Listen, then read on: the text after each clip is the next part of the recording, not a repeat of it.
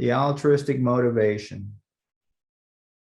All mother sentient beings, especially those enemies who hate me, obstructors who harm me, and those who create obstacles on my path to liberation and omniscience. May they experience happiness, be separated from suffering, and swiftly I will establish them in the state of unsurpassed, perfect, complete, and precious Buddhahood. All mother sentient beings, especially those enemies who hate me, obstructors who harm me, and those who create obstacles on my path to liberation and omniscience, may they experience happiness, be separated from suffering, and swiftly I will establish them in the state of unsurpassed, perfect, complete, and precious Buddhahood. Dang la dang war j pe dra no par j pe ke thar pa dang tam chen ken pe bar du cho par tam che ki so j pe ma nam ka dang yam pe sam chen de wa dang ten dung ya dang zhuang yer du la na me pa yang dang par zok pe chang chu rimpo che tha par ja. The action bodhicitta prayer. Thus, until I achieve enlightenment, I perform virtuous deeds with body, speech, and mind. Until death, I perform virtuous deeds with body, speech, and mind. From now until this time tomorrow, I perform virtuous deeds with body, speech, and mind. De che du sang ma ge ki bar du lu gang yi sum ge wa la ko. Ma she bar du lu gang yi sum ge wa la ko. Du de ring ne sung te ni ma sang da sam gi bar du lu gang yi sum ge wa la ko. A long refuge prayer. We take refuge in the kind root Lama and the lineage Lamas. We take refuge in the deities of the mandalas of the Yadams. We take refuge in all the exalted Buddhas. We take refuge in the perfect Dharma. We take refuge in the excellent order of the Sanghas. We take refuge in all the noble Daka, Dakinis, and Dharma guardians, possessors of the eye of wisdom. We take refuge in the kind root Lama, the lineage Lamas. We take refuge in the deities and the mandalas of Yadams. We take refuge in all the exalted Buddhas. We take refuge in the perfect Dharma. We take refuge in the excellent order of the Sanghas. We take refuge in all the noble Daka, Dakinis, and Dharma guardians, possessors of the eye of wisdom. Transcendence Awadang Gurpar Jepe Palden Lama Dampa Namla Kayop Suchio Yadam Kil Korgi Lakshon Namla Kasu Chio Sangje Chomdende Namla Kayop Suchio Dampe Chonamla Kayop Suchio Pakpe Jendung Namla Kayop Suchio Pao Kandro Choyok Sume Sogye Shiki Chendang Den Pa Namla Kayok Suchio. Taking the Bodhisattva vow. Until I attain the heart of enlightenment, I take refuge in all the Buddhas. I take refuge in the Dharma, and likewise in the assembly of the Bodhisattvas. As the previous Buddhas embraced the enlightened mind and progressed on the Bodhisattva's path, I too, for the benefit of all sentient beings, give birth to bodhicitta and apply myself to accomplish the stages of the path. Until I attain the heart of enlightenment, I take refuge in all the Buddhas. I take refuge in the Dharma, and likewise in the assembly of the Bodhisattvas. As the previous Buddhas embraced the enlightened mind and progressed on the Bodhisattva's path, I too, for the benefit of all sentient beings, give birth to bodhicitta and apply myself to accomplish the stages of the path. Changchu Nyingpor Chikibar Sangje Namla Kayop Sochi 就当长处三倍一，修老样的身卡有素气。这套公益的设计，长处东尼给帕当，长处三倍拉帕拉，得当人身的帕当。得先做了判断度，长处三尼起性，do先do尼拉帕拉。Rempar Shindu Lapar Jio, the short refuge prayer. In the Buddha, the Dharma, and the Sangha most excellent, I take refuge until enlightenment is reached. By the merit of generosity and other good deeds, may I attain Buddhahood for the sake of all sentient beings. In the Buddha, the Dharma, and the Sangha most excellent, I take refuge until enlightenment is reached. By the merit of generosity and other good deeds, may I attain Buddhahood for the sake of all sentient beings. Sangje Chodang Soki Chongnam La, Changchu Bardu Dangi Kayop Sochi, Dangi Jinso Jipe Sonam Ki, Zhuola Pen Shi Sange Zhu Parsho.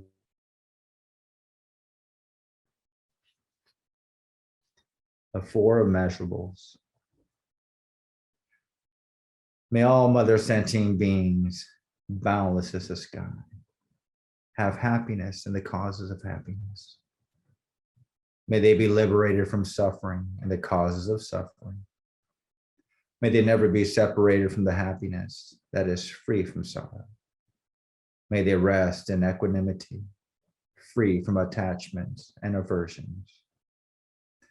May all mother sentient beings, boundless as the sky, have happiness in the causes of happiness. May they be liberated from suffering and the causes of suffering. May they never be separated from the happiness that is free from sorrow. May they rest in equanimity, free from attachments and aversions. Manam kadang yampe samchen tamche dewadang, dewe gurdang den par jurshi. Dunya dang dunya gi dang dra war jurshi. Dunya me pe dewa dang me dra war jurshi. Nye ring chak dang ye dang dra wei tang yom la ne par jurshi. Thank you. Very good. Thank you, Tom. Thank you, everybody. So tonight is the beginning of a new cycle of 8 sessions of Buddhism 101. And we're not going to go over the very basics of the Buddhism 101. We may answer some very pointed questions that somebody might bring up, but we're going to move to a little bit more advanced doctrine or explanations of the way Buddhism works, what the structure of Buddhism is, just so that we can, many of us have been attending Buddhism 101 now for quite a long time, several years, and moving to the next step would be very good, I think, for everybody.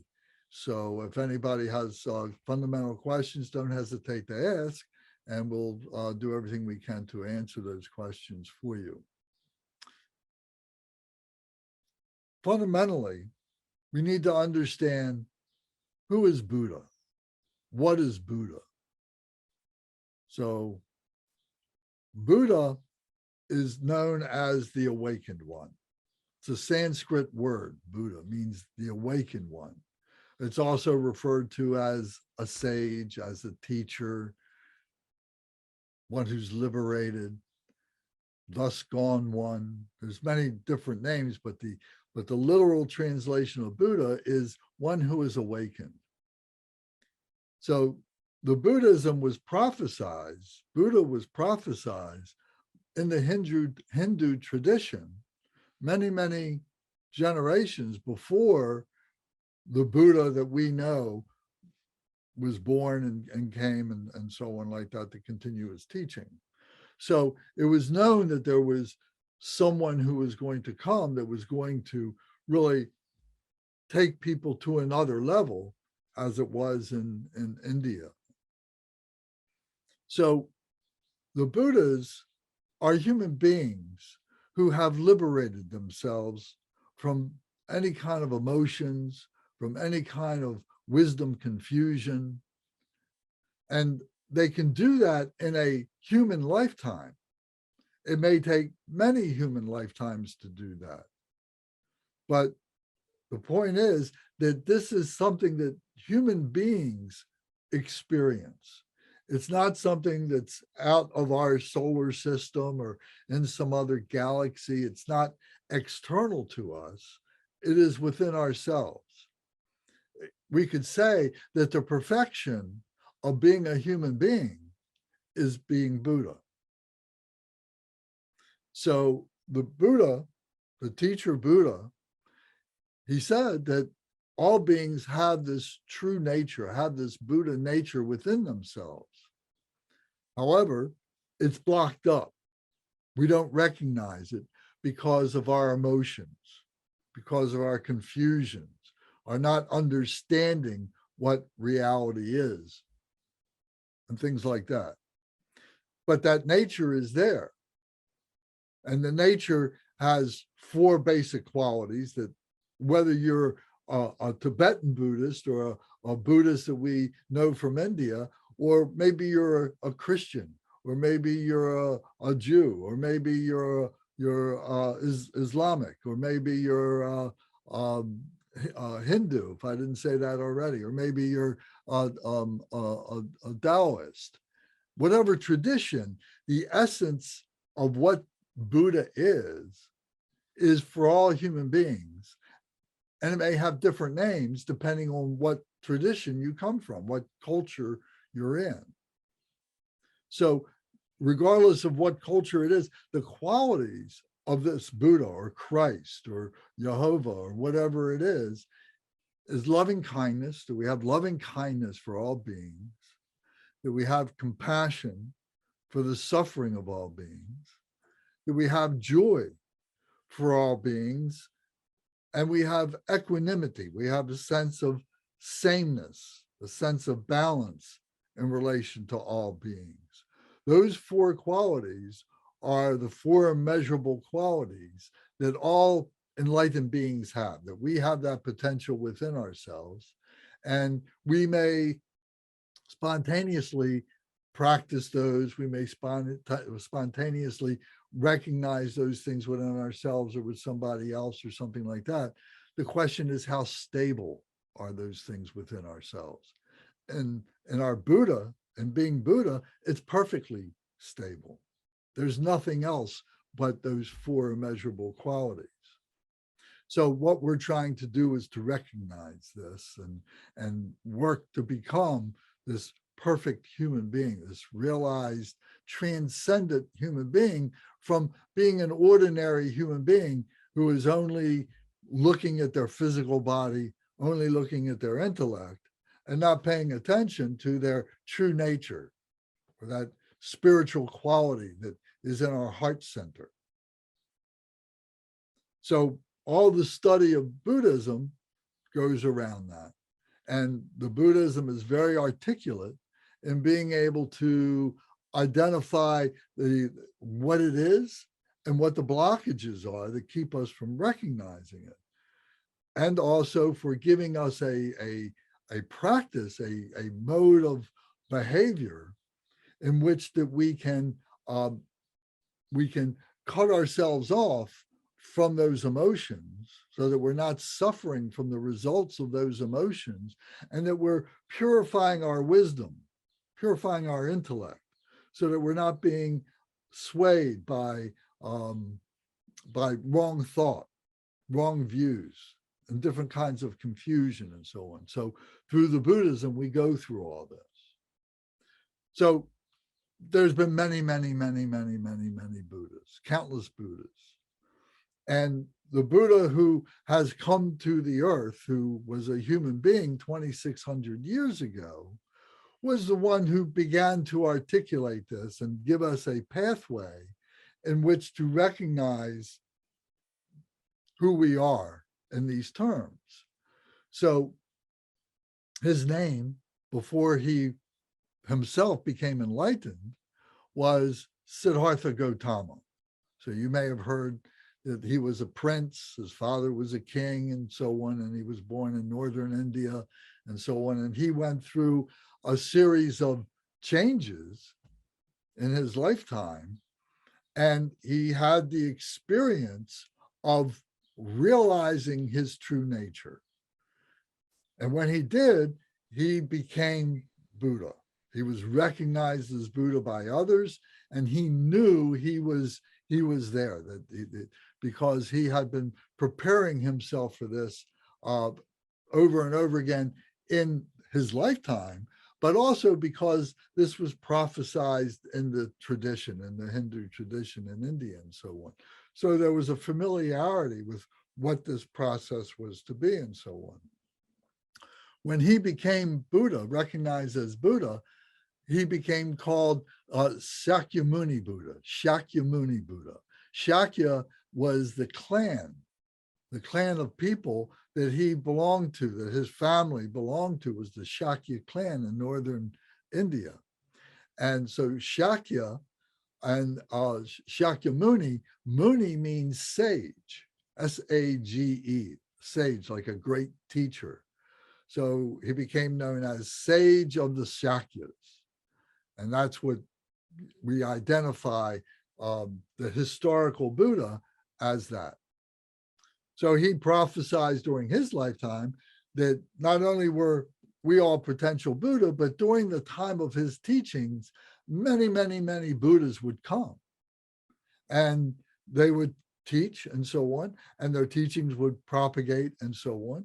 And he also said that at some point that his teachings would disappear, that there would be this degenerate time. If we could say that at the time of the Buddha, there was a very strong, stable spirituality that would be like at the top of a sphere. But then over time, this spirituality has degenerated, has been lost. And maybe now or sometime, it got to a nadir. It got to the bottom part where the spirituality was completely lost. And he said when that happens in regard to his teachings, that there will be a new Buddha who will come. So he prophesied another Buddha, and his name is Maitreya Buddha.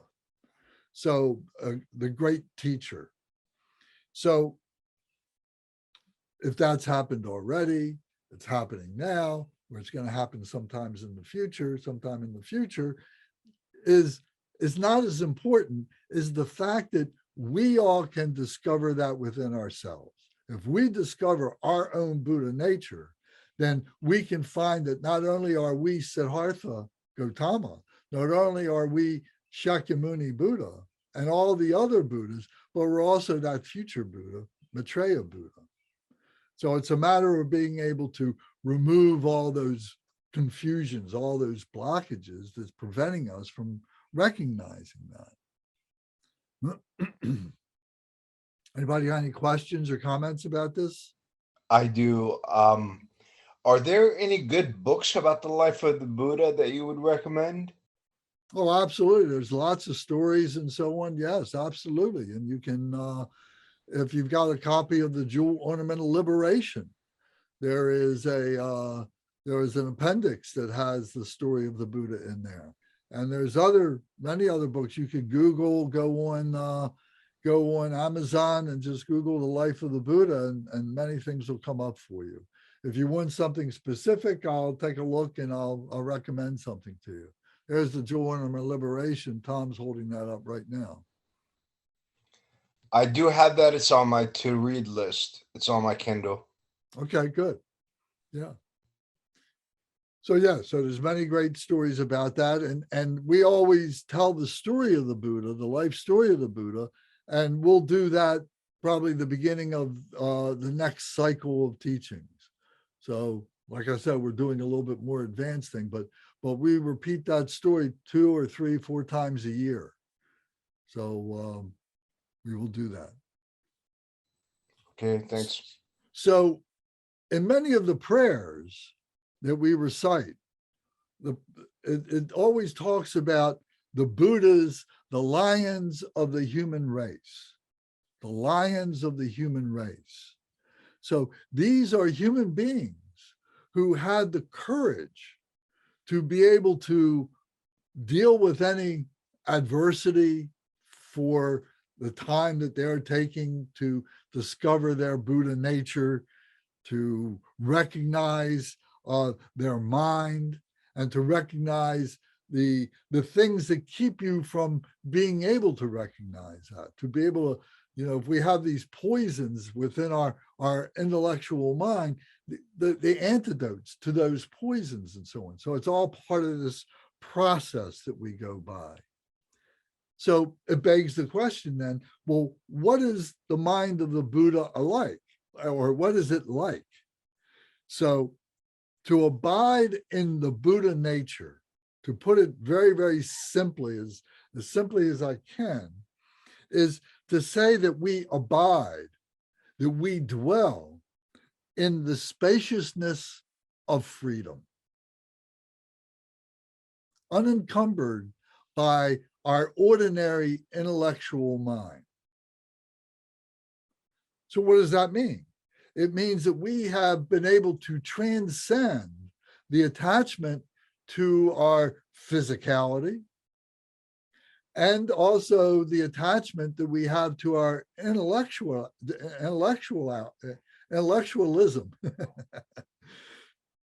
that we have transcended that.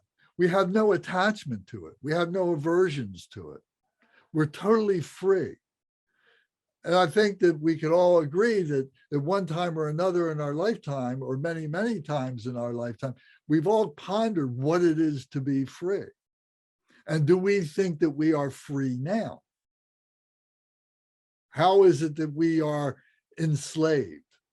And who is it that has enslaved us? The answer to that is we are the ones who have enslaved ourselves. And we are the ones who liberate ourselves from that freedom, from that enslavement, and become free. So largely it's a matter of attitude and work to be able to stabilize that spacious freedom, to be able to understand the way the mind works, what the mind is, realize the mind is a tool. Just like any other tool that we use, at some point, we may not need that tool anymore.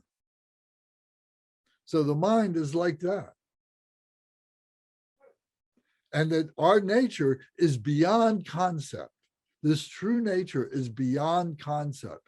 Concepts are intellectual devices that human beings have the benefit of using in order to communicate with themselves, to communicate with each other, and so on. But they are all faulty in the regard that they're very limited. They're not free. They're bound by language, they're bound by intention, they're bound by many different things, by the inaccuracies of the way in which we use the mind and our language and so on. So again, the Buddhism, the teachings of the Buddha go into all of this to expose all these things and to give us the antidotes to be able to help us to liberate from all these concepts. So these teachings are called the Dharma. The Dharma means a pathway. And there's many different dharmas. There's many different pathways to any job that you can think of, whether it's being a carpenter or being a doctor or being a dishwasher or whatever. There's all these dharmas that we have. But we refer to the Buddha Dharma with a capital D as the Dharma, the pathway to become a Buddha.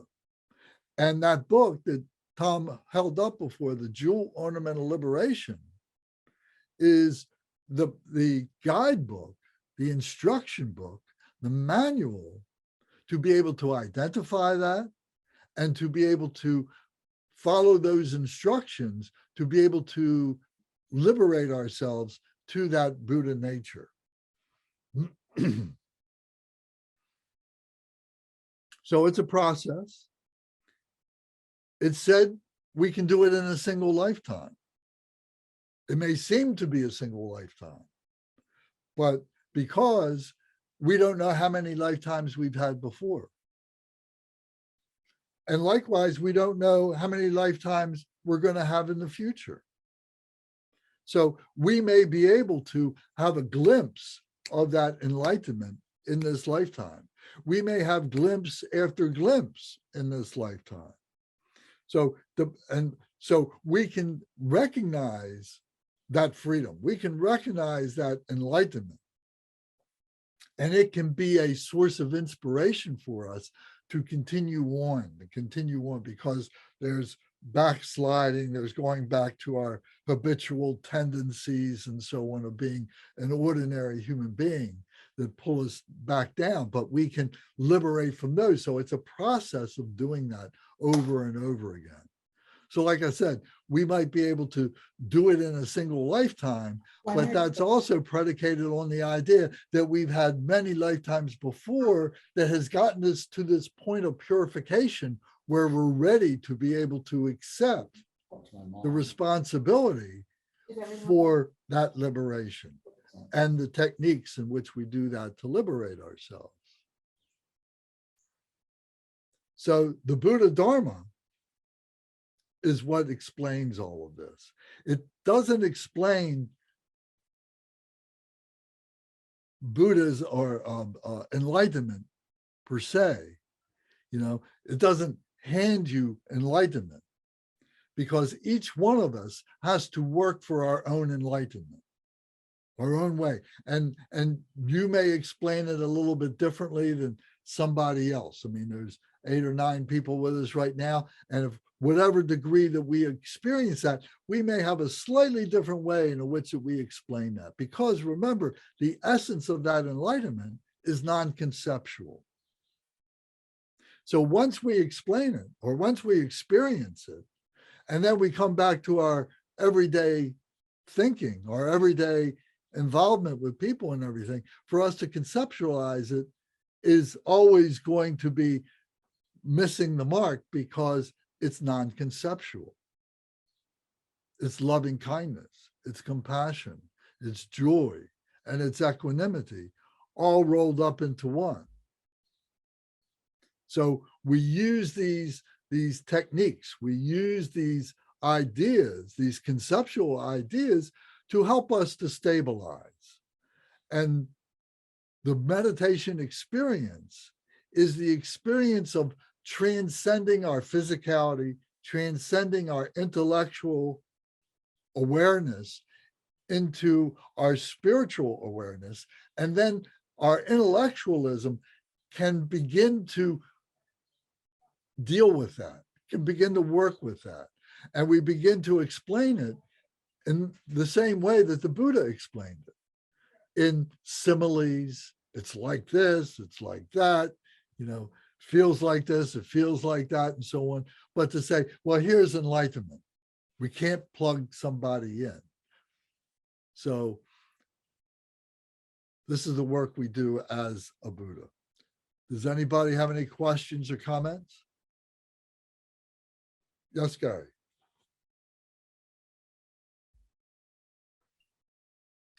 Well, I'm not sure how well this connects, if at all, with what you're saying, but I was thinking as you were talking that I think that most of us, if not all of us, have been raised in a lifetime in an environment, a doctrinaire environment, an environment that is filled with various doctrines to which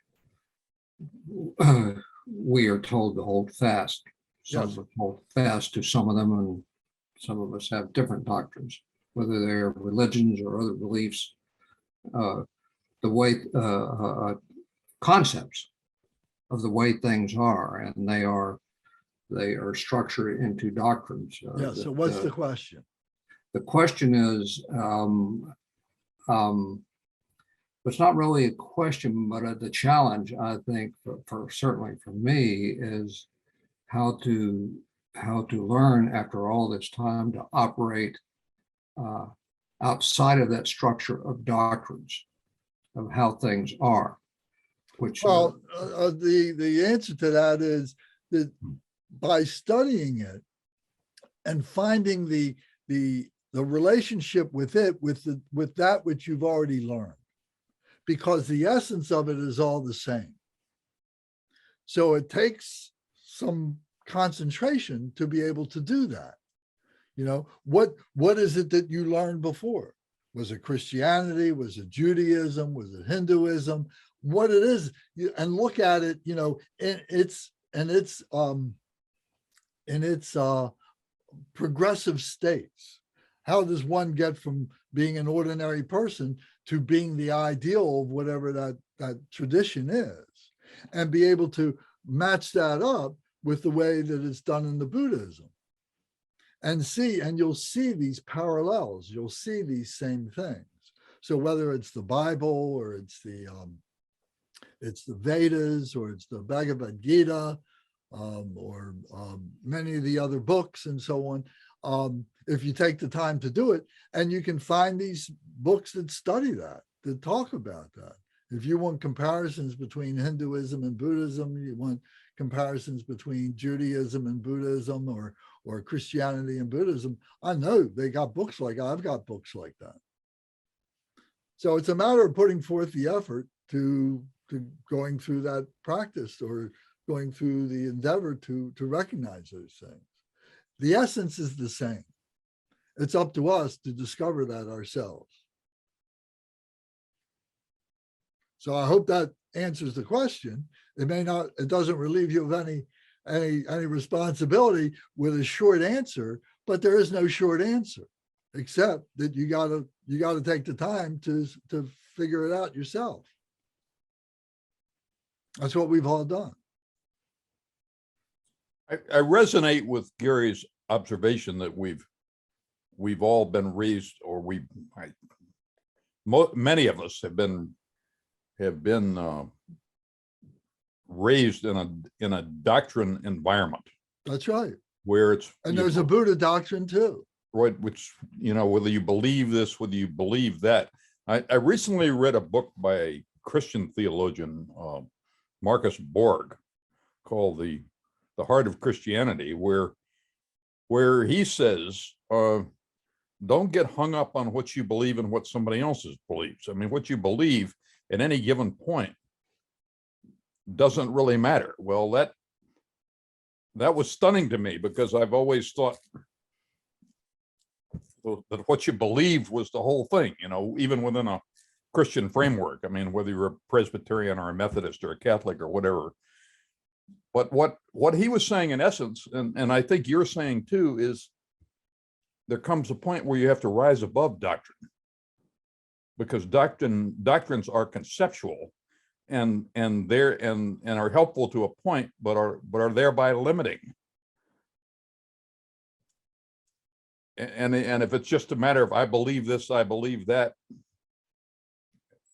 you have to live into it.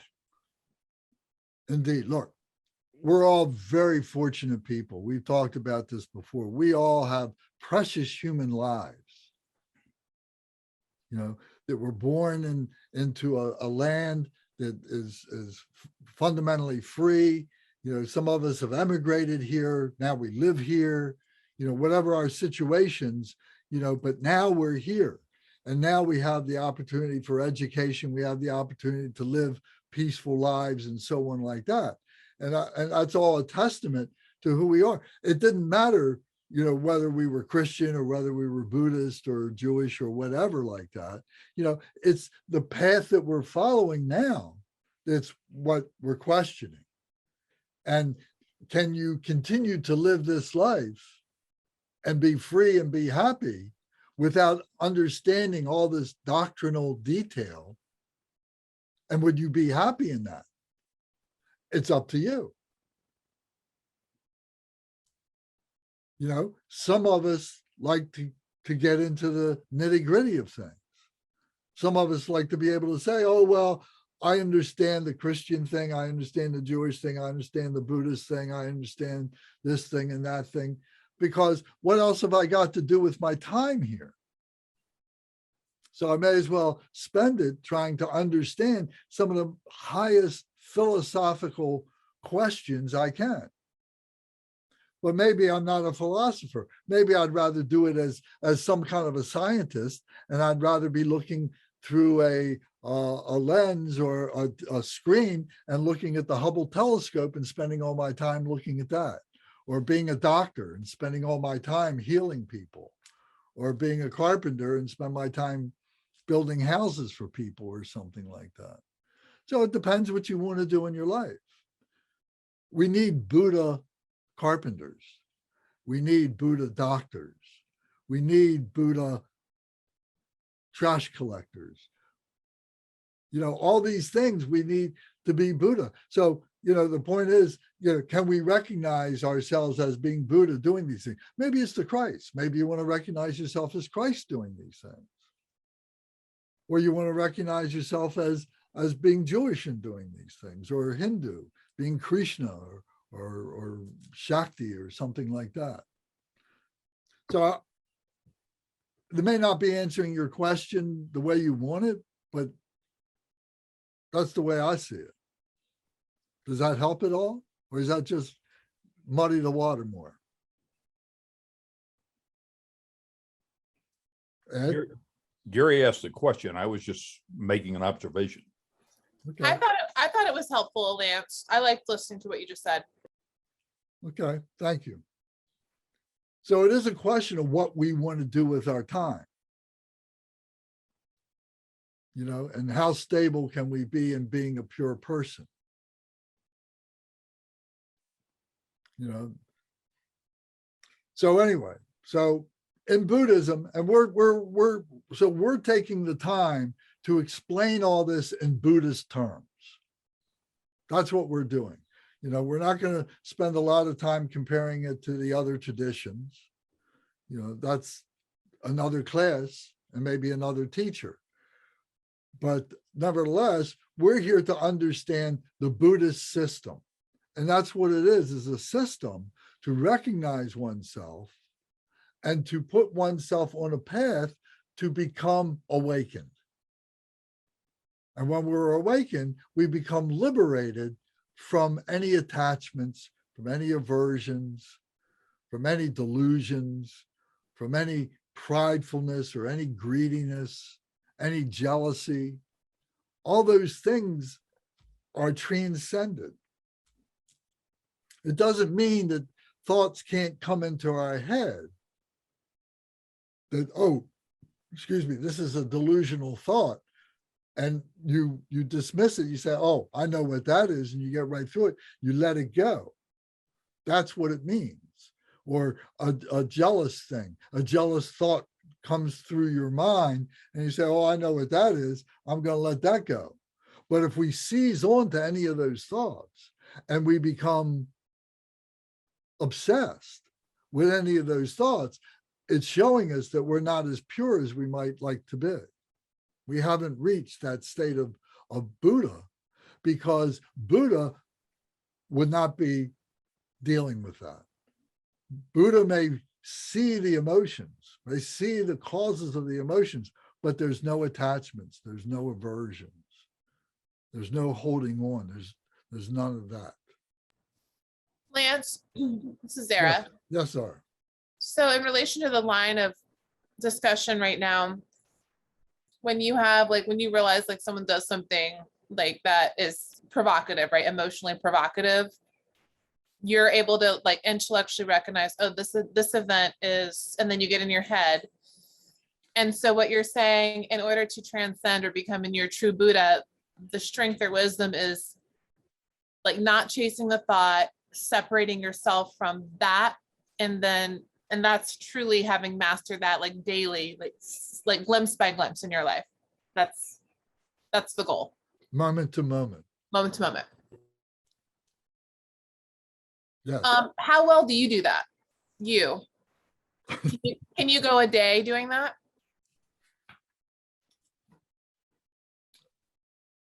I don't know if there's any benefit in saying what I can do or can't do, but I'm just you know, it's something. Let's just say it's something I work at, Okay. And I'm really happy with myself. I'm the best Lance I can be. And I'm on schedule. I like that. Thank you. Thank you. So everybody, the invitation is there for everybody to be the best Tommy, to be the best Danny, to be the best Michael, Gary, etc.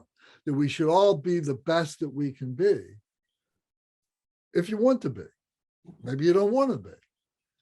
You know, that's free will. We've got this free will. So that's a whole other conversation about that. But I can't get there by thinking. You get there through exhausting the possibilities Mhm. by thinking about what all the parameters are of what that thought is until you get to the point of exhaustion. And then you say, oh, and then you find that you've crossed over a threshold of peace, a threshold of bliss. Because to go through all those parameters means you looked at the positive aspects, the negative aspects, the causes, the conditions, the results, all that kind of stuff. And you finally say, wow, it's all in my mind. That's the boogeyman. It's our savior, so to speak, and our boogeyman, our mind. It becomes the thing that holds us, and it becomes the thing that releases us. And the process that manifests that bliss is meditation. And by meditation, we say that transcendence, where we take our physical energy, we take our intellectual energy, and we channel it to where there's doesn't need to be any body movement. There doesn't need to be any mental thoughts. We take that energy and we put it into our heart center, and the heart opens up. And then we recognize that true nature. And it is an experience. It's not something you can open up a book or somebody can tell you what it is. It's an experience. So, you know, to answer Zara's question, I've been fortunate. I've had the experience. I live in the experience. I had the experience many years ago. And I've had it over and over again. Sometimes it slips away because of my emotions, but I find I can get right back to that bliss very easily, very quickly.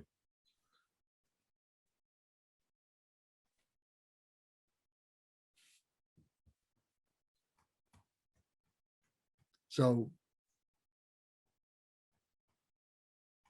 when you're thinking of a teacher, of whatever it is, do you want a teacher who's only experienced things from books and things that they've read? Or do you want a teacher who has been there and come back and maybe brought that where they were, brought that back with them? And how do you gauge that? How do you judge that? Well, you got to pay attention. You got to listen. You got to ask questions and so on. And there's qualities. You know, we talk about in the Buddha, there's 32 major qualities and 80 minor qualities. And the major qualities are physical aspects of the Buddha. But the 80 minor characteristics all like personality things, or the way in which they conduct themselves, the way they do things and everything. It's much more subtle. So you find, you know, some people are going to be very humble. Some people maybe not as humble. Some people are going to talk very softly. Some people are going to talk very loud. So a whole plethora of things, but you got to put it all together.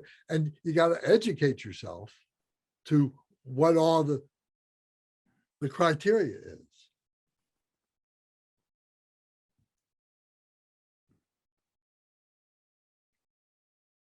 So in Buddhism, we're going to, in this 101 cycle, we're going to talk about the 9 Janas. Yana, Y-A-N-A-S. And I sent you all a link to a website, and maybe you were able to print that out, but here it gives the outline of the 9 Janas. And it's going to take several sessions to be able to go through this. And we're not going to go through it with any great detail. I'm not a scholar. I can talk about my experience, but I can't talk too much about the experience of Shariputra that he had in, 1,000 years ago. I'm not that much of a scholar to be able to do that, but I can talk about my experience about it. So these yanas, yana means a vehicle. So if you want to get from wherever you are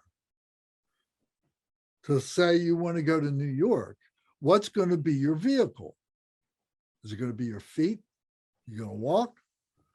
You're going to go get in your car? You're going to drive in your own car?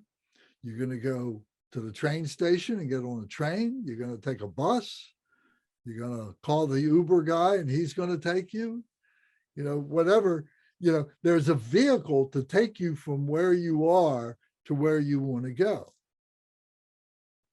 So here, these vehicles, these yanas, are educational pathways that are full of mile markers and stops along the way to be able to get more and more information, to be able to process, to be able to purify within yourself, so that when you get to your destination, and here we're talking about enlightenment, we're talking about Buddhism, that you're pure enough to be able to abide in that spacious freedom.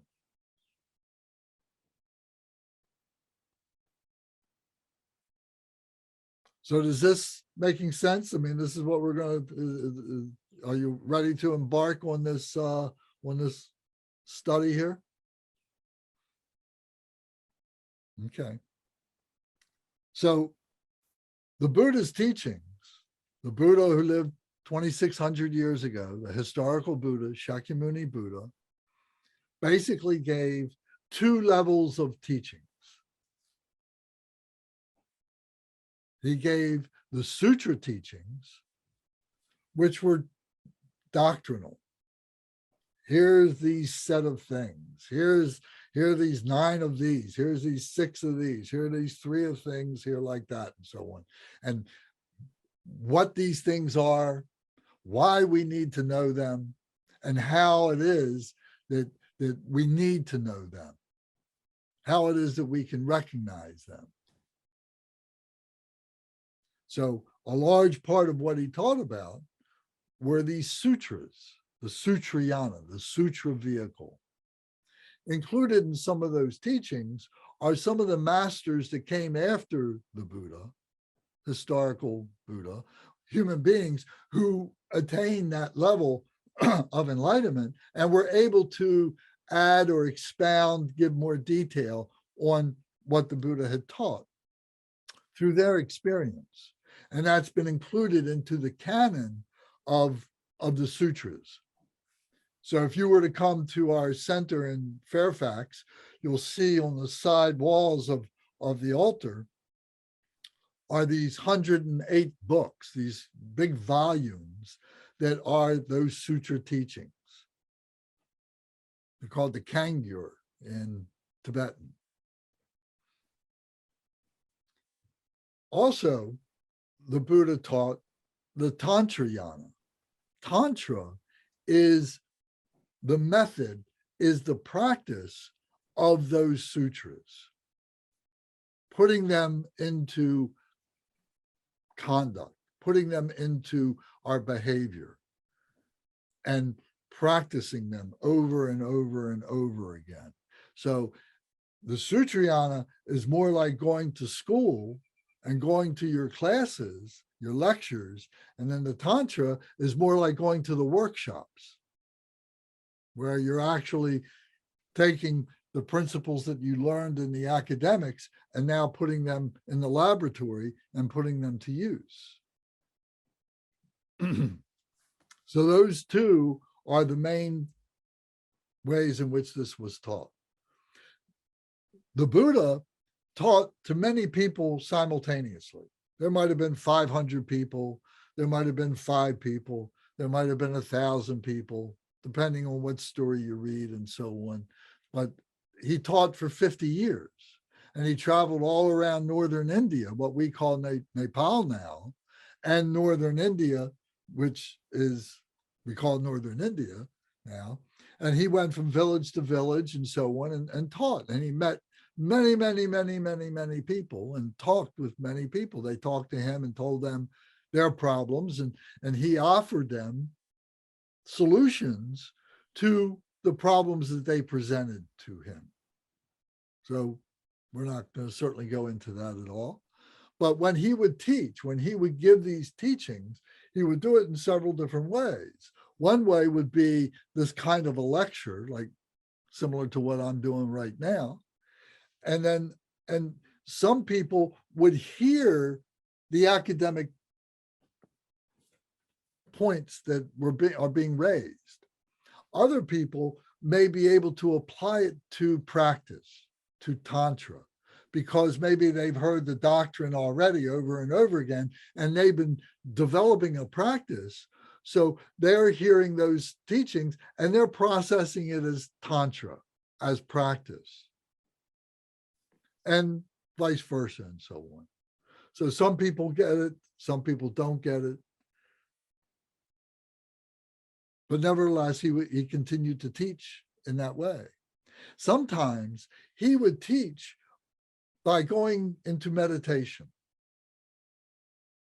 We might call that channeling or something like that, in our new age, time frame here, where people, these, soothsayers or whatever you want to call them, go into these kind of trances and so on.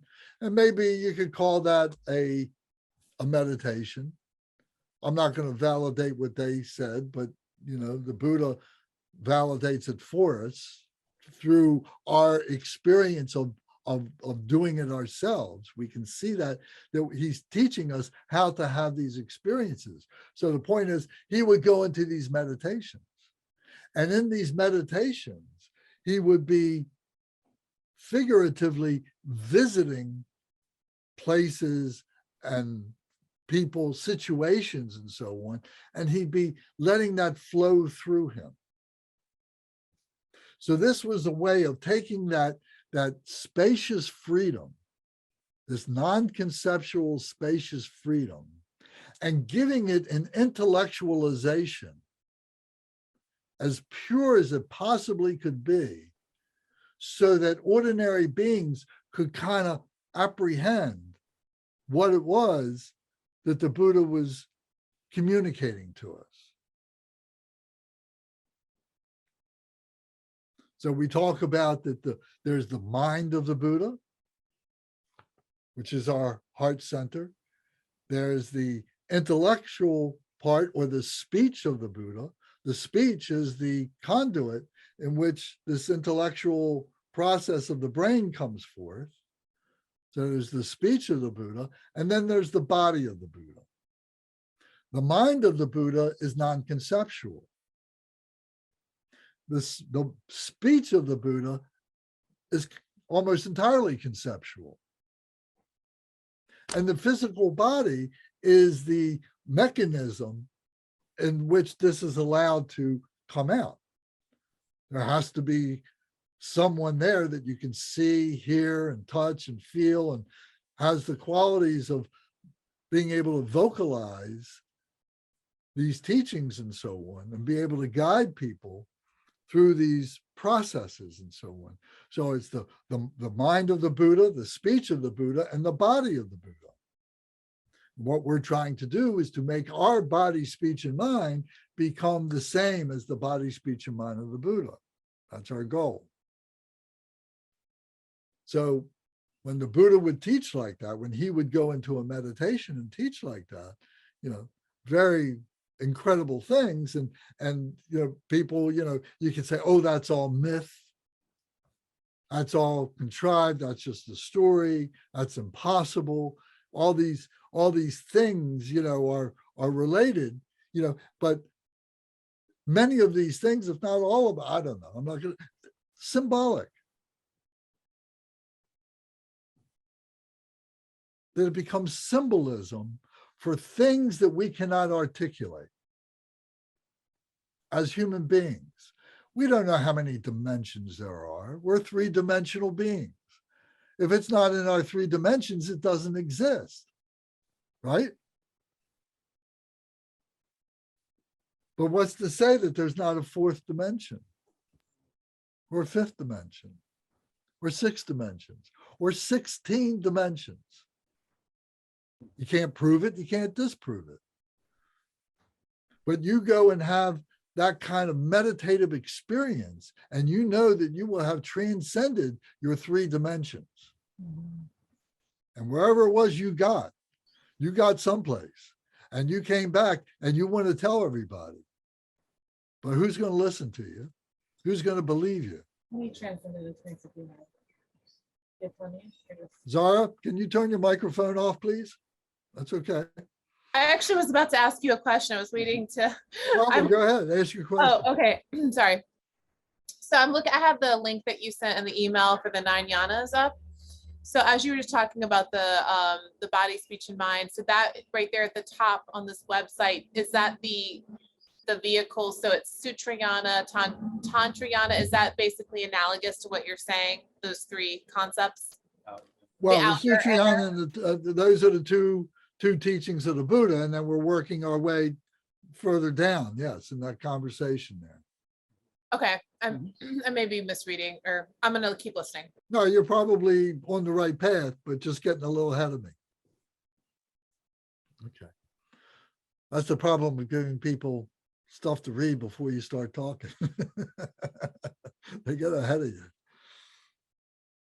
All right, so the Buddha is communicating to us, and we're trying to take it in, and the invitation is always there. Is the Buddha said, "Don't believe me just for the sake of believing me.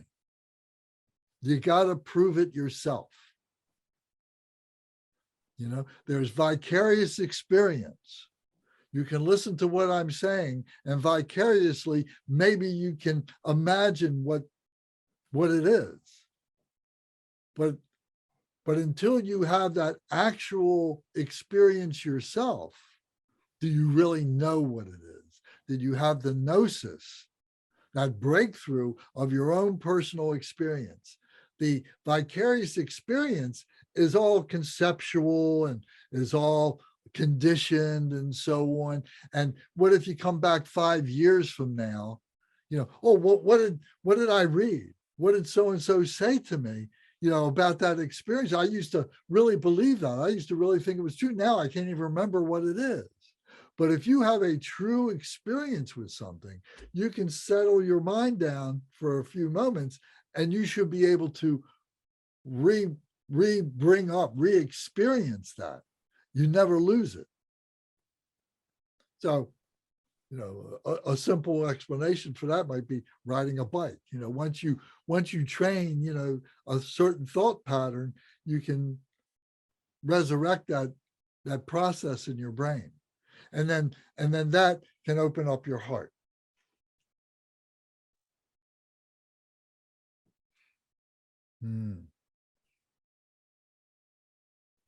So we talk about there's outer teaching, there's inner teaching, and there's secret teaching. So by that, there's outer experience, there's inner experience, and there's secret experience. So the outer experience is just taking things at face value, not too much investigation, not any real judgment, anything like that, based on just what it appears to you as, and it can be faulty. You can believe it or not. but it may be truthful, it may not be truthful. It's just appearances. Like looking into a mirror. You're looking into a mirror, you see an image of something, and is that image, is that really the thing that you're looking at, or is it just a reflection of something that's behind you? Or maybe it's your own face.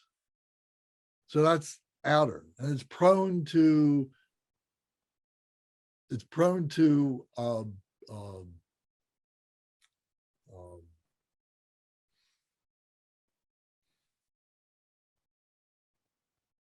projections. It's prone to your misconceptions, misinterpretation when you see those images. The classic thing is you're walking down a dimly lit road at dusk in the evening, and you see a snake that's lying in the middle of the road. And you say, oh my goodness, there's a snake, and I'm going to detour around the snake. And you make your detour, and the closer you get to that snake in the road, you find out that it's a tree branch that fell down on the ground. It looked like a snake. But meanwhile, you're doing all this crazy stuff to avoid that tree branch because you thought it was a snake. So appearances can be faulty. Then the next is the inner meanings, the inner teachings. The inner teachings are what the teachers will teach you, the doctrine. They'll tell you what this means. They'll interpret it for you. And maybe you can then apply some logic to be able to say, oh yes, I see how they got there. And I can repeat this logic over and over again in my mind, and I can communicate it to other people and so on. So I'm using this inner explanation of what it is that I've been taught, what it is that I've been trying to discover for myself and so on. But it's still vicarious. But then there is the secret teaching. There is the secret experience of what your personal experience is with that. When you truly have a gnosis, to know that you know what that is. The classic example there is, don't put your hand on the hot stove. You're going to burn yourself. And you don't until you put your hand on the hot stove, and now you will never ever forget what it feels to burn your hand on the hot stove. That's your secret experience. But maybe it's more of a transcendent experience of something that was being transmitted to you through the inner teaching that was coming from that teacher and so on. And you experience that yourself. You experience love in that way. You experience compassion in that way. You experience joy in that way. You experience equanimity in that way. So that secret experience is our personal gnosis, awakening to that. So that's the way in which we process what's being presented to us. So now we come to these 4 pathways that are located, that are on this outline here. There's the path of renunciation. There's the path of purification. There's the path of transformation, and the path of self-liberation. So these 4 paths are very succinct in the progressive path of, like, the Jewel Ornamental Liberation, that book that I told you about. That book is stages of the path. It takes us through renunciation. It takes us through purification. It takes us through transformation, and takes us to the point of self-liberation, which we have to experience ourselves. We have to experience all this ourselves. So the path of renunciation is how it is that we are disciplining our lives to be able to focus on our transformation as a spiritual being. so that we're not being pulled away by physical issues. We're not being pulled away by intellectual issues, that we're able to use that energy of those two bodies for the sake of our spiritual body, so that we can open up our heart and we can realize that true nature that we talk about. So to do this, we have to learn how to renounce things. It doesn't mean that we have to necessarily go and live in a cave all by ourselves. We may get to a point where we want to do that. We may want to do it for a weekend. We may just want to go into a retreat to a very nice place that has air conditioning and running water and proper bathroom facilities and be comfortable and everything. And that's fine. But there may be a time when you want to rough it a little bit more. Maybe when you're young, you may want to do that more often than when you get older. But the point is that there is this process of renunciation, of disciplining yourself, that allows you to focus, to develop what we call one-pointed mindfulness. And this one-pointed mindfulness comes when our physical body, our intellectual body is not in question. The energy has just been focused to that one-pointed mindfulness, where now it's just the mind of the Buddha that we're working with. So I just remembered to look at the time, and I see, does anybody want to take a short break? You need to stand up, stretch your arms, stretch your legs, take a drink of water. Everybody's comfortable? Lance, do you need to take a break? I think we're stretching here. Are you good, Lance? I'm fine. Okay, you're the one who's doing all the work. We're listening. I'll go to 12 o'clock. You want to go tonight?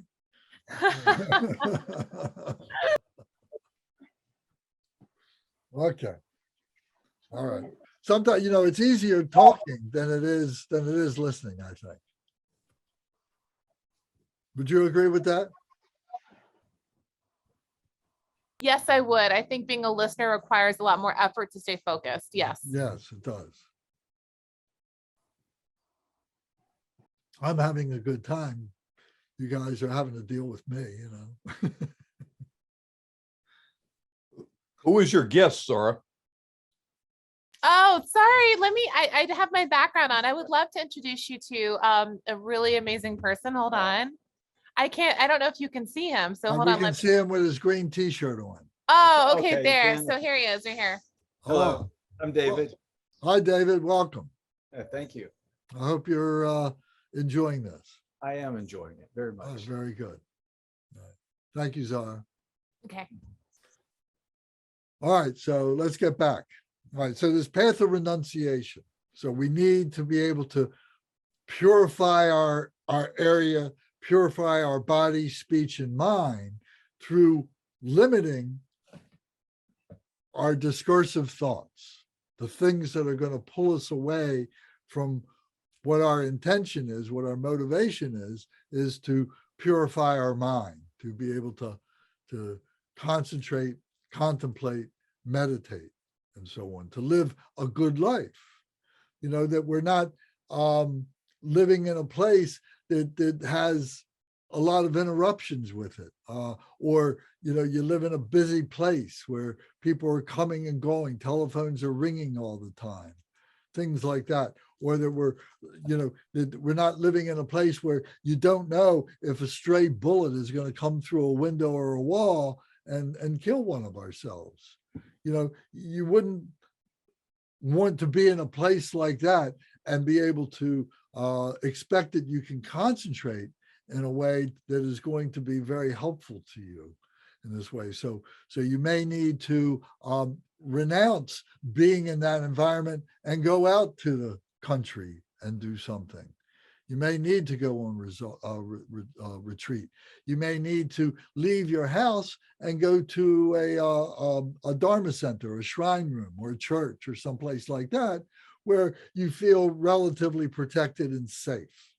So you're renouncing all these disparate things that can threaten your concentration, your resolve, your mindfulness, and so on. So you can apply that to so many different things. I'll let your mind ruminate on that. But that's the path of renunciation and doing that. And that was really the first teaching of the Buddha. He was teaching his students about discipline. He said, how can you expect to achieve enlightenment if you don't look good, you don't feel good, you don't act good, you don't dress, you're prideful about what it is that you wear, you're not healthy, you're sick all the time. You need to discipline yourself. You need to clean your act up, so to speak, so that you can focus on your spirituality. So all this is within the path of renunciation. And this was the first teaching of the Buddha. And this was called the Hinayana. The Hinayana, Hinayana, Hinayana. And it's the fundamental teachings. Sometimes it's identified, translated as the lesser path. But it's not the lesser path, it's the fundamental path. You can't have any other path unless you have this path of discipline. So it's very, very important. There are sects of Buddhists who only practice the Hinayana path, this path of discipline. And they disparage, or one way or another, they discount or whatever, those that go off on higher planes. They say, oh, this is the one that we need to work on. So it's very important. So we're going to come back and explore these a little bit more. So now we go to the path of purification. So the path of purification needs to be that there is this outer understanding of who we are and why we got here, what our emotions are, and what the causes of those emotions are, what our conditions are, to be able to learn what that is. And then the inner purification is to be able to recognize and practice, develop the antidotes to the poisons that cause all those emotions and confusions and so on. So those two things really go together very well. And it's all within the mind. It's all within the mind. The process of how we evaluate who we are, what's going on, and so on. So it's our mind experience. We're opening ourselves up to our mind and being able to predict what our mind is going to do and be able to experience limits of our mind, to be able to see that.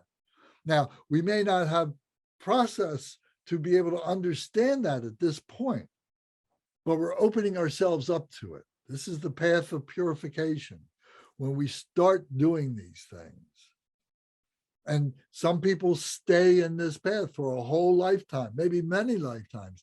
They stay in this purification path, because they got so many complexities going on, so many myriad things happening in their lives and so on. They won't allow themselves to do the renunciation, to do the disciplining, so their mind gets all jumbled up and is easily confused. But when they get a good discipline, then the mind becomes more and more organized. We're able to understand the mind better. We're able to control the mind better and not let the mind run away with itself. So that's the path of purification. Then we come to the path of transformation, where now we are controlling the mind and we are able to go through the transformation of ourselves as ordinary human beings, now on the path to become Buddhas. And we are, to use the vernacular, we're role playing. we begin to experience ourselves as different parts of Buddha, as different Buddhas, different teachings of the Buddha. So remember when I said the Buddha would go into meditations and he would channel these beings and so on to say, oh, well, this is who it is to be the compassion. This is what it is for compassion. This is what it is for loving kindness. This is what it is to be a healer. This is what it is to be fearless. And each of these things have names. And each of these things have a anthropomorphic symbolic body to help us to remember, make associations so that we can see, oh, well, this is a human quality. These are human qualities. And I can remember these things because I want to be the Buddha Tara, or I want to be the medicine Buddha, or I want to be the Buddha of discriminating awareness, or I want to be the Bodhisattva of compassion. So this path of transformation is identifying all these different levels. And we call these the families of the Buddha, the 5 Buddha families. And they have these different levels to them. And you see that one gets you to one level, and then you open up the door, and then that takes you to the next level. And you get to another level, and that takes you to yet another level, and so on. So being able to understand those levels, those transformations, and slowly, slowly, slowly, we become those pure Buddhas. We become the conduct. We begin to think like those Buddhas. We're not thinking like ordinary beings anymore. We're not thinking like the beings who need that renunciation, who need that discipline. We have mastered that. And now we are becoming closer and closer to becoming the Buddha. So the analogy we use all the time is that we're standing on this ground. This is where I start. And this ground has all these things that I'm all involved with and so on. But I want to get to this place that's further beyond where I am now, beyond this ground. I want to go to this place, let's call it enlightenment. I want to go there.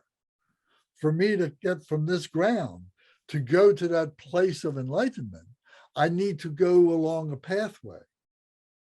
And that pathway is this renunciation, is this purification, is this transformation. And it is a graduated progression of steps that I take. And if I make if I mess up, I have to come back and I have to start over at some point. So it's like a flow chart. Have you ever seen a flow chart that has where you go through these decision blocks and you say, oh, I did this, I did this, I did this. Oh, I forgot to do that. Now I got to go back and start over again, or something like that. So it's kind of like that. It's a repeatable way in which we can remember how it is that we got to someplace, and we can teach it to other people, and we can help ourselves when we falter. So this pathway. So we follow this pathway until we get to this enlightenment.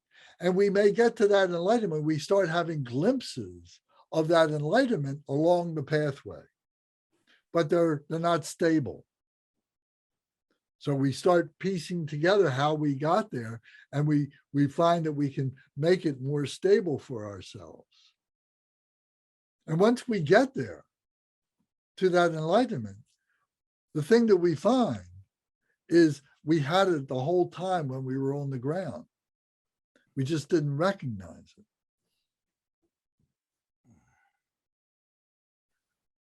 We may have called it another name.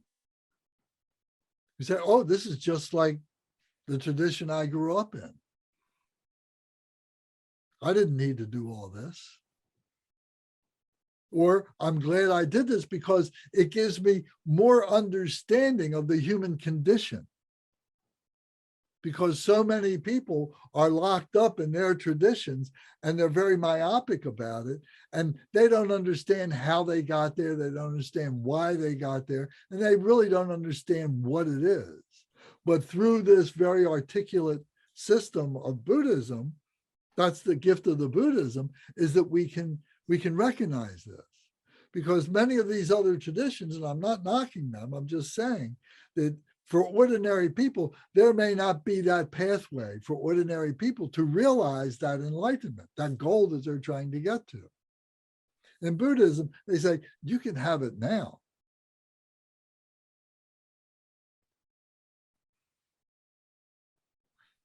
So the path of transformation. So that's got many levels on it and so on. And this can take one lifetime, but it can take many, many, many lifetimes. And the lifetimes, the way the life cycle works is that we're building up this understanding, this body of wisdom, whatever you want to call it, this body of skillful means, of method, how we do this body of merit. And then when we pass away, when we die, that life force that we've had with us since we were first conceived gets released. And that life force may want to be reincarnated into another body. Where were we before we were born? How many times have we been born? Where do we go when we die? What do we take with us when we die? Do we take our bank account? Do we take our possessions? Or do we take this body of spiritual wisdom, skillful means with us? How did you get to where you are now? Why is it you weren't born in the middle of India or some place that we might call a God-forsaken place, but instead you were born into a place where you can get good education, where you had good parents, where you were able to have nutritious food and so on? Why were you born? Why were you born there? Because of the work that you did in prior lifetimes. So maybe it's not as literal as saying that Lance is here now because Lance did this in a past life. Maybe it's not quite that literal, but the human condition, who we are, there's this vibration that we are all part of, and that I'm vibrating, I'm harmonizing with that vibration, and I am able to connect with that vibration of good deeds, of good things. And you too, each one of us has that. And the thing that we all have in common is that we all have this great ability to be able to be living in a very good place now and sitting here and listening and talking about these things. That is good stuff.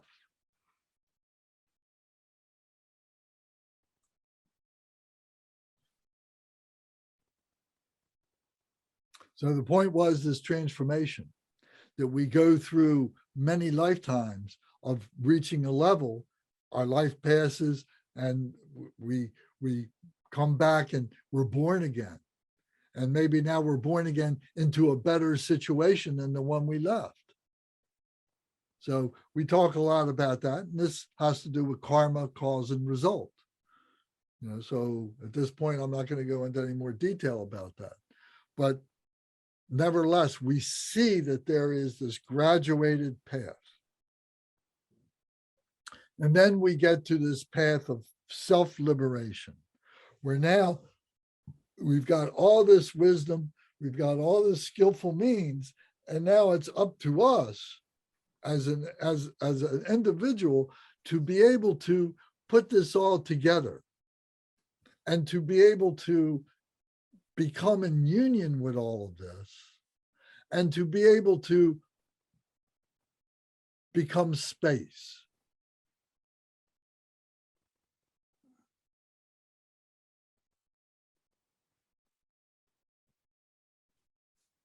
Non-conceptual, Buddha mind of space. bliss. And there's peaceful qualities to it. There's all these conceptual ideas of what that means.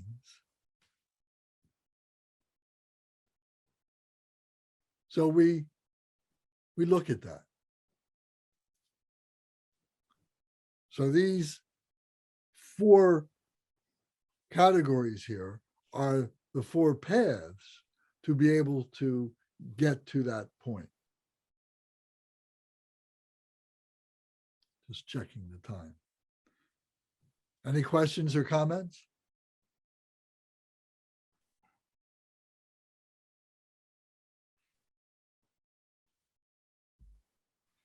Okay. So tonight I'm trying to give you a menu of the table of contents of where we're going in the next few weeks. So I like when I get a book from the library or Amazon or wherever, I look at the table of contents and I look at the index and I look to see if there's a glossary. And if I'm interested, I see the way things are identified, then that's great. I know that I'm about to take a trip with this book and I feel confident that I'm going to have a good result. But if I just buy a book because I like the name of the title or the author without any understanding of what's inside, I may get myself lost very, very quickly. Or I may be so arrogant to think, oh, well, I only need to open up to the last chapter. I don't need to know what all those other chapters are because I'm not good. And then you read something and it's basically out of context, even if it is the last chapter, and you don't have the benefit of all the foundational work that the author used to develop what that last chapter was based on. So you may go off with this, preconceived misconception now about what you think this book is about. So my point is that it's helpful to look at the table of contents before we begin a big discussion. That way you have context points and being able to be able to come back and look at things.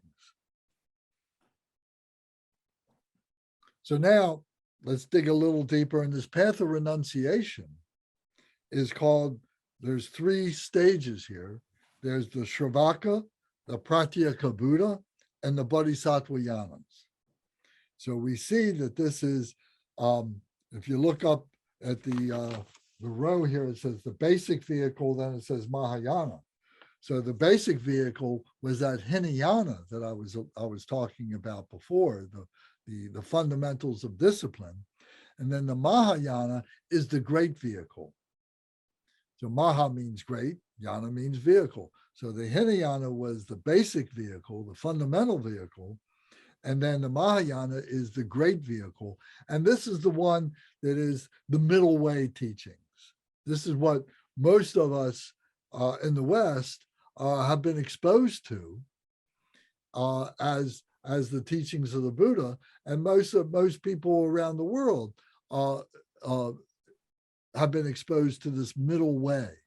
And basically what it's saying is, we've got extremes, and what we need to do is limit ourselves to stay in the middle between all those extremes. Be a balanced human being. So just how we do that is much more detailed than that, but fundamentally that's what it is. And the fundamental difference between the basic vehicle and the Mahayana vehicle is that in the basic vehicle, we're doing it for ourselves. And in the Mahayana, we're doing it for the benefit of others. So I imagine everybody's been on an airplane. You've heard the story, they're explaining when the oxygen masks pop out of the ceiling, that you need to put your mask on first before you help the person that's sitting next to you, whether it's your grandmother or your granddaughter. You put your mask on first. So that's the Hinayana. That's the discipline. You need to be able to take care of yourself first, get yourself stable to a point that now you can help other people. And the Mahayana comes out of that. That middle way teaching comes out of that. Being able to help other people. So the Shravaka, this Shravakayana, as it's called, is what we call the pathway of the Arhat. This is the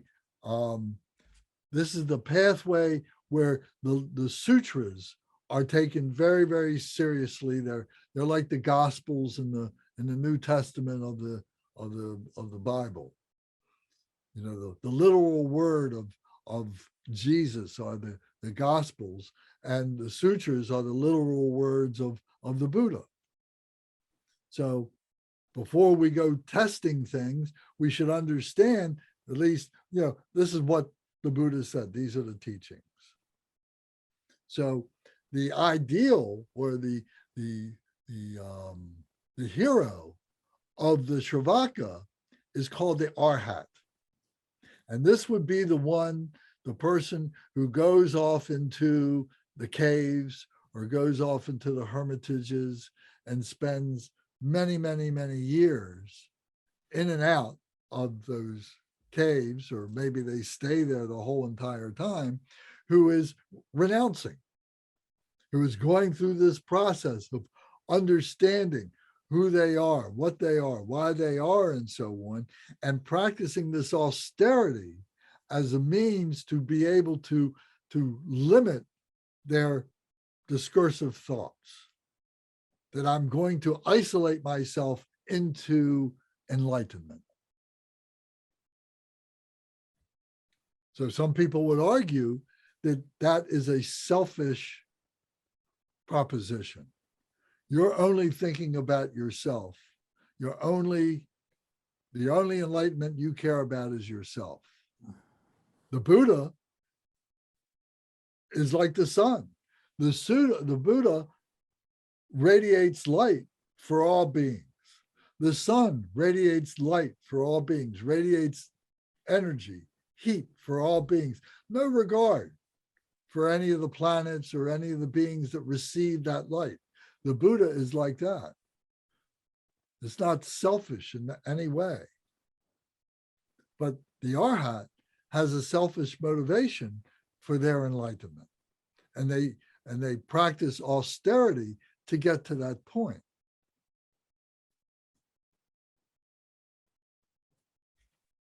So the next is the Pratyeka Buddha. Pratyeka Buddha. Pratya means,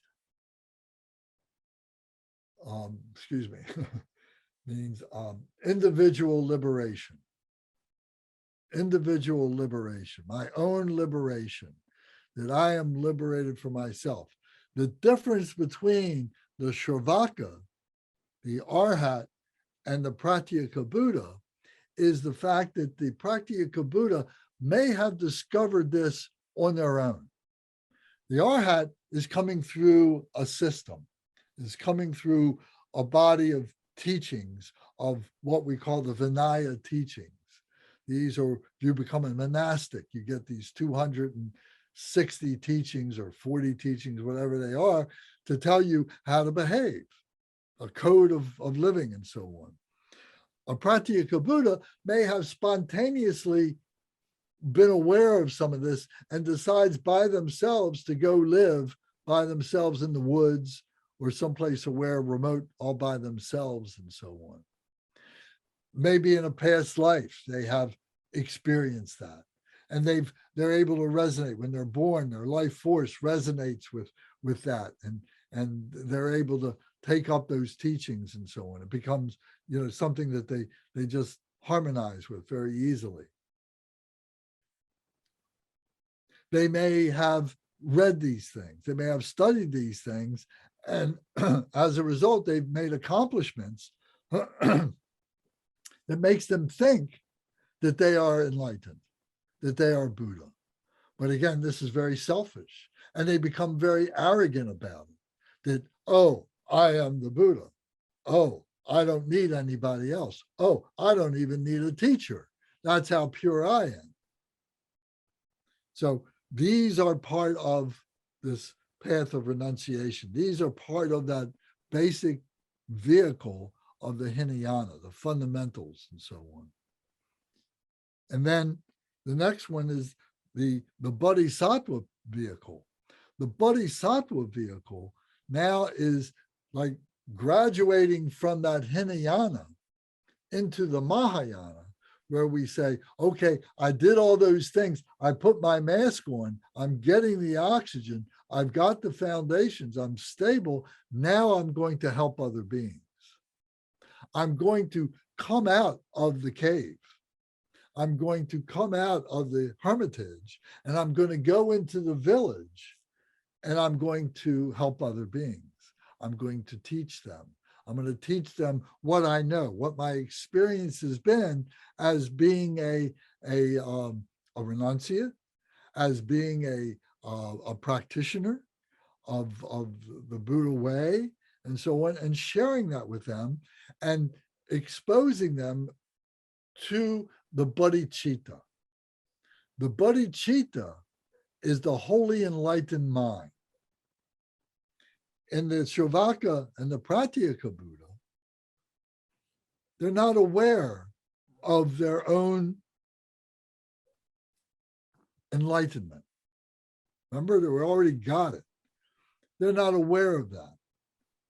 They don't understand the loving kindness. They don't understand the compassion.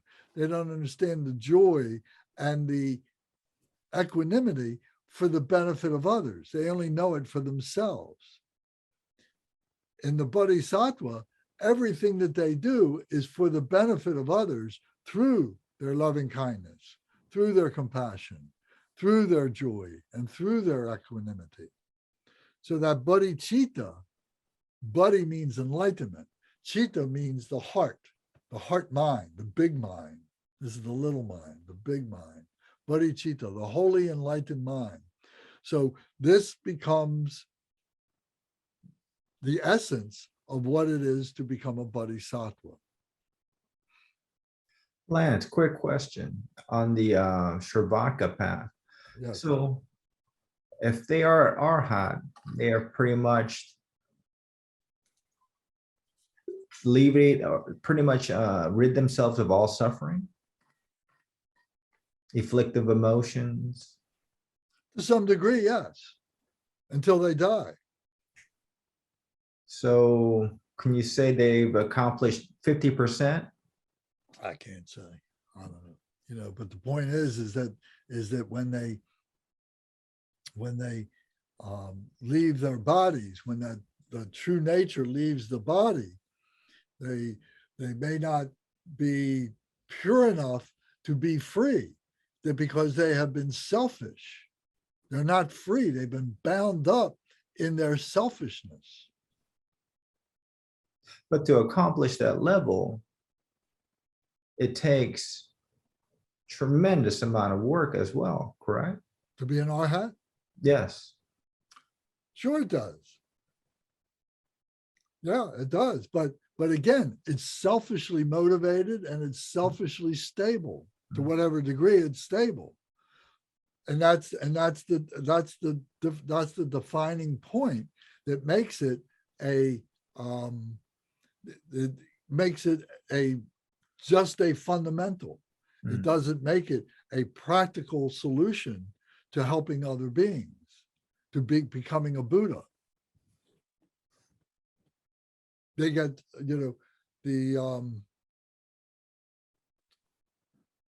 we're getting into the finer points about it. Maybe I'm not the best person to talk about these things, but it's just simply that because they're selfish, it's like building a house on sand. And that when they drop their bodies, that they are unfamiliar with true Buddha nature. They're unfamiliar with the mind. They've been training the mind. They've been doing it as discipline. They've been doing it in isolation, but they really don't have the ability to be able to control the mind, because when they are faced with death, they fall apart. I'm sorry, I'm not explaining it right. That's really not the best way to explain it. We'll go into more detail with it next time, and I'll be able to use some notes and be able to go into it better. Thank you. So my intention tonight was to be able to get through these 9 Janas and just introduce the names and general concepts.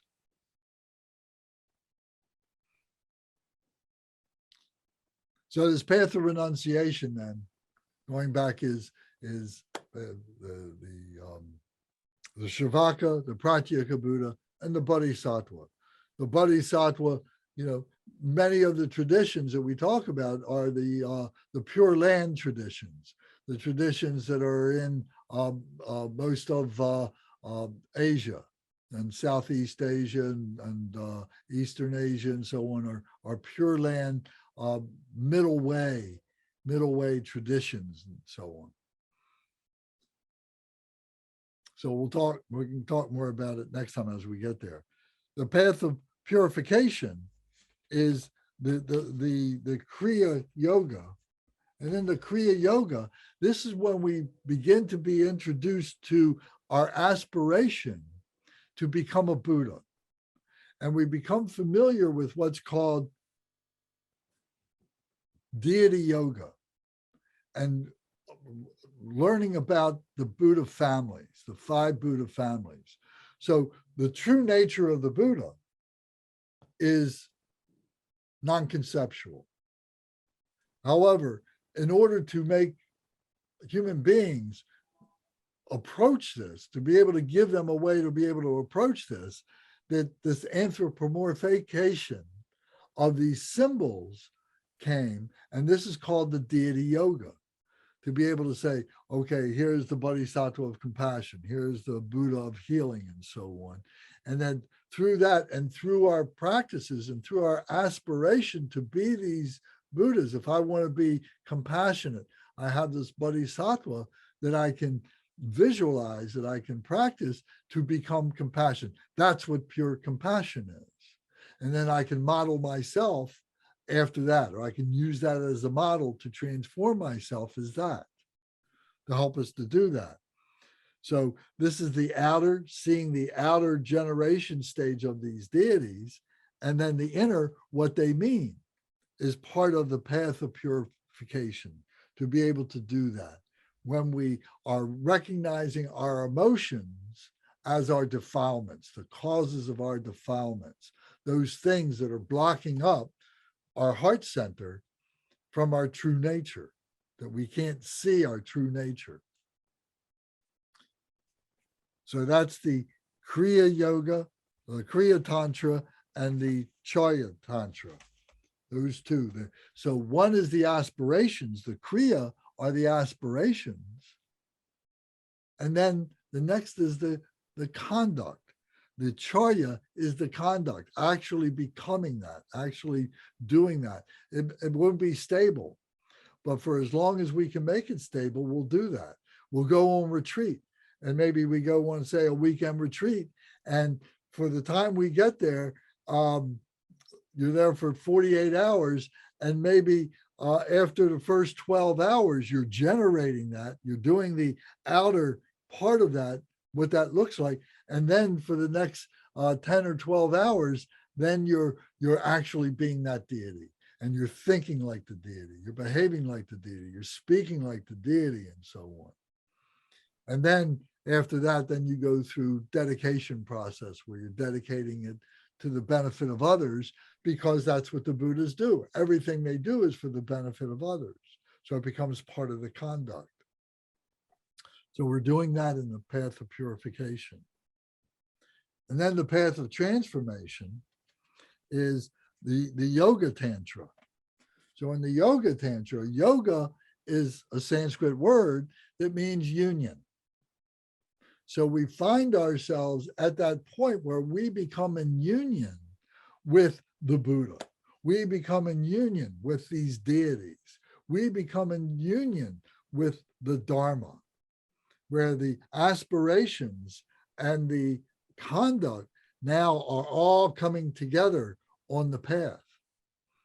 And we are developing the awareness of wisdom and the method of expressing that wisdom for the benefit of other beings. So this is the yoga tantra. So you've heard of yogis? So yogis are not just those guys who are, taking these postures and they move from one posture to another and standing on their heads and doing all that. They're doing that to be able to get their body in a position where they can stop thinking about their bodies, and they have this transcendent meditative experience, this yoga experience. So yoga with the body leads to yoga with the mind, the big mind. So this is where we experience that. And this is where we experience lights. We begin to experience true lights. The lights, we hear about the clear light. We hear about the red light, the blue light, the yellow light, the green light, and the, what did I leave out? The 5 lights. The yellow light, the blue light, the green light, the red light, and the white light. So we begin to experience the lights during our meditation. So we're in this transformation. So then we go to the next part, which is the yana of the Maha Yoga. This is the great yoga. And now things get even more spacey, more far out. And we experience this magical display of the Dharmakaya, or the mind of the Buddha. We begin to see that all of this is the appearance of that true nature, of our true nature. We are indivisible with all of this. What makes up our body, all the tissues, all the molecules, all the atoms, all the energy is the same as everything around your room, wherever you are right now. We all come from the same stuff. We begin to see all the good stuff and all the, what we might call bad stuff, as all the same. It's all on the same path.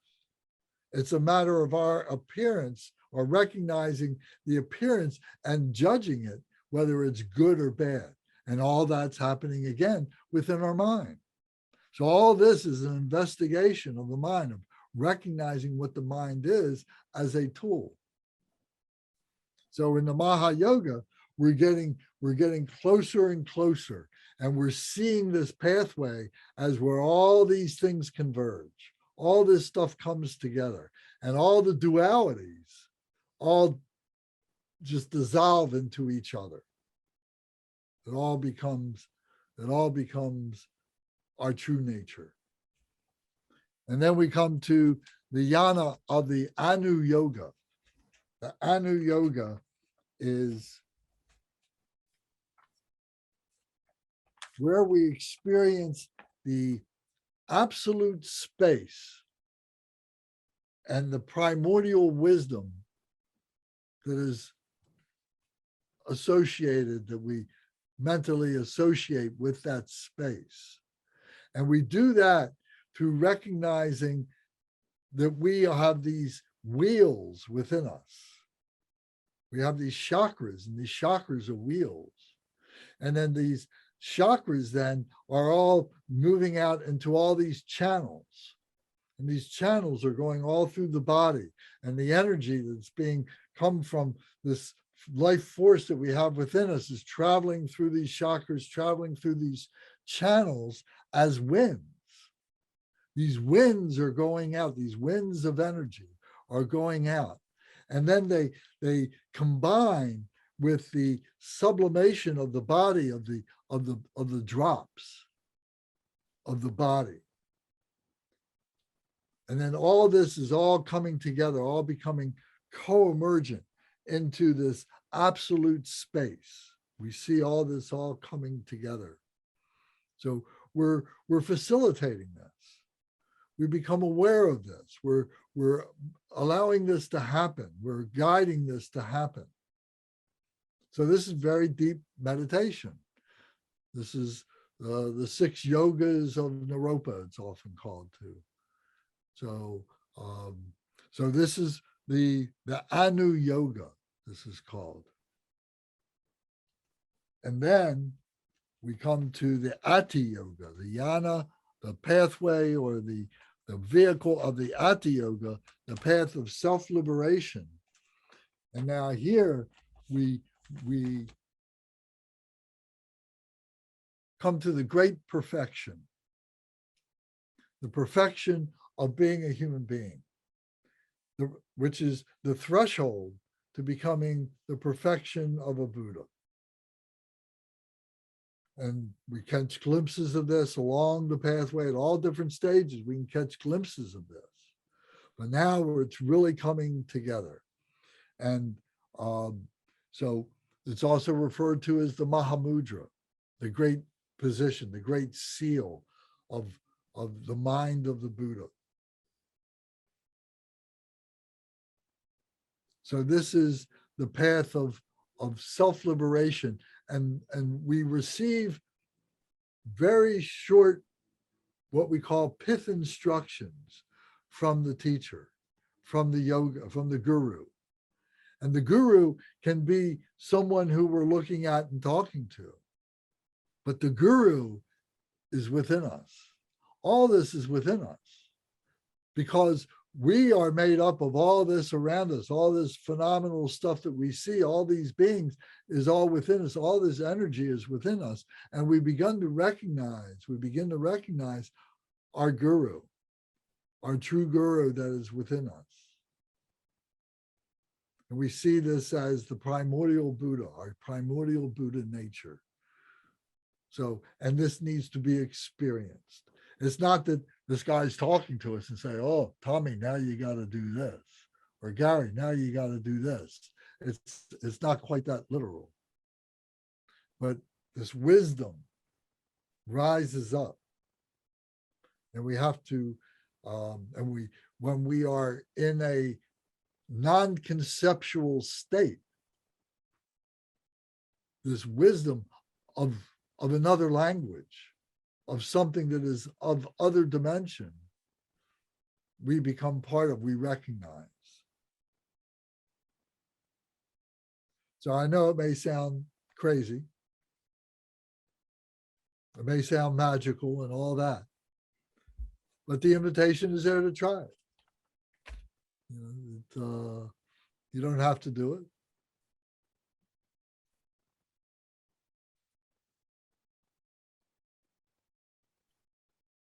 So we'll be diving into this, talking about this more in the next few weeks, and maybe doing a few short practices to help us to catch a glimpse of this.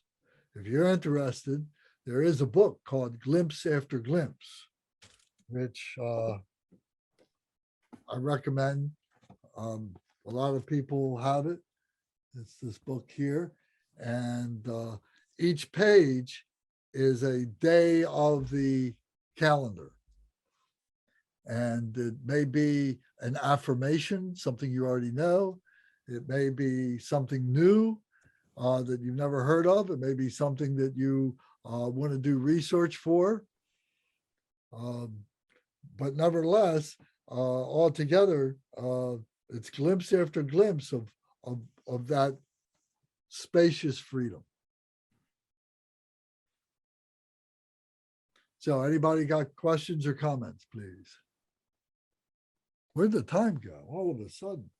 I got a quick question, Lance. Yeah. So I'm sure some of us here got triggered by the multiple uses of the word deity, as in deity yoga and visualizing deities. And I'm familiar, so I'm going to just speak for others and then ask a question.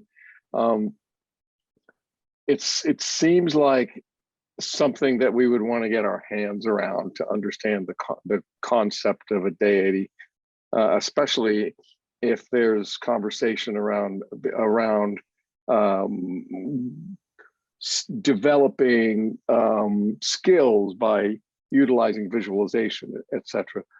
Are we going to be able to dip our toes into some of that? Will we be doing any visualization exercises or sampling practices?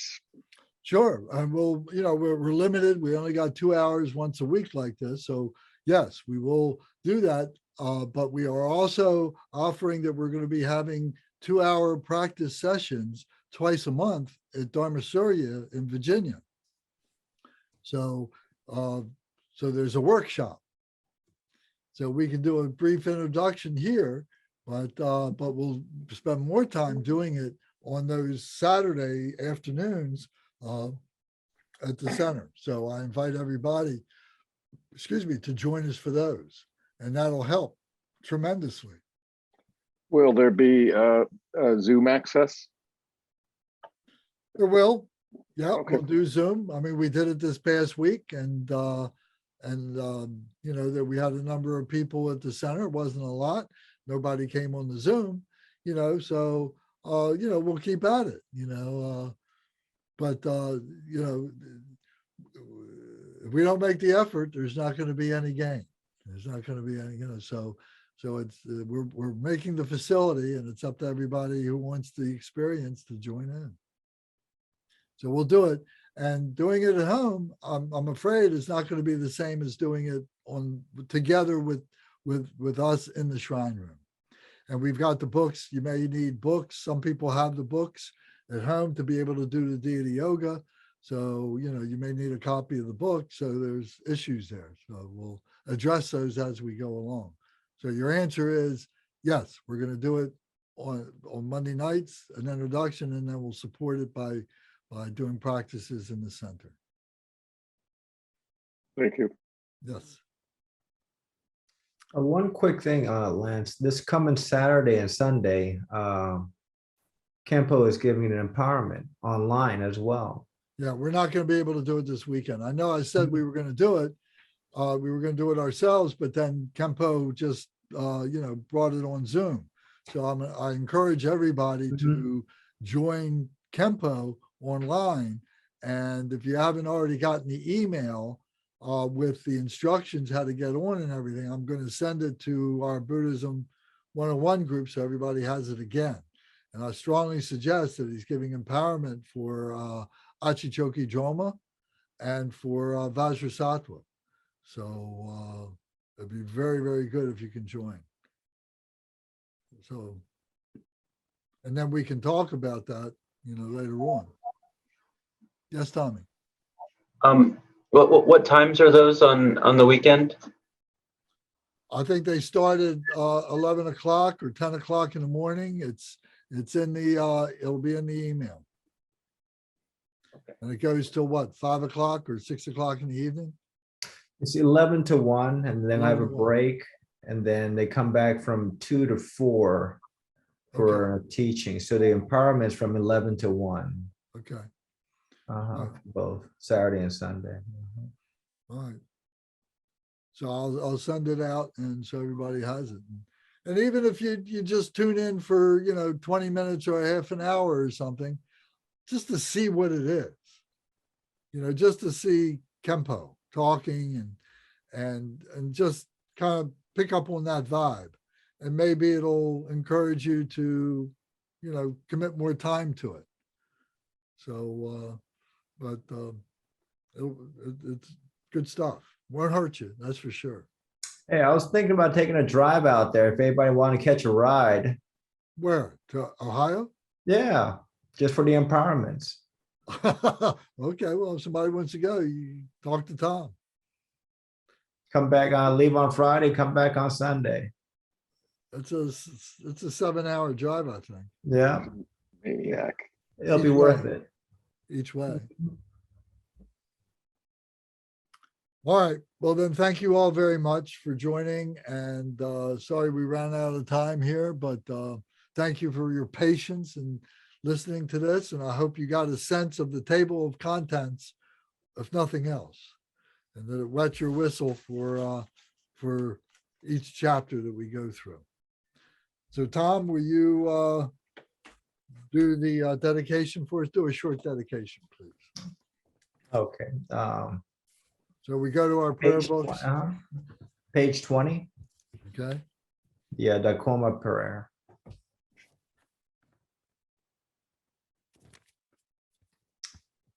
By the virtues collected in the three times, by myself and all beings in samsara nirvana, and by the innate root of virtue, may I and all sentient beings quickly attain unsurpassed, perfect, complete, and precious enlightenment. May the teachings of the great Sri Kumpa Ratnashri, who is omniscient, Lord the Dharma, master of interdependence, continue and increase through study, practice, contemplation, and meditation until the end of samsara. Om Ahum. Om Ahum. Om Ahum.